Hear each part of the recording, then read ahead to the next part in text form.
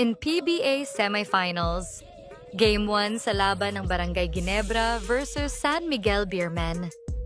Kahanga-hanga ang ipinakitang performance ng Barangay Ginebra sa laban na ito.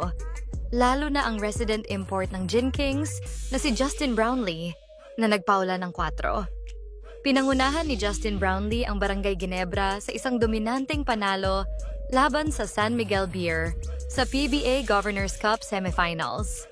Nagpakita si Justin Brownlee ng isang kahanga-hangang pagganap na nagtala ng 33 points kasama ang 20 points sa third quarter upang itulak ang Barangay Ginebra sa 122-105 na panalo laban sa San Miguel Beer sa unang laro ng kanilang best-of-7 semifinal series. Ang performance ni Justin Brownlee ay kapansin-pansin dahil sa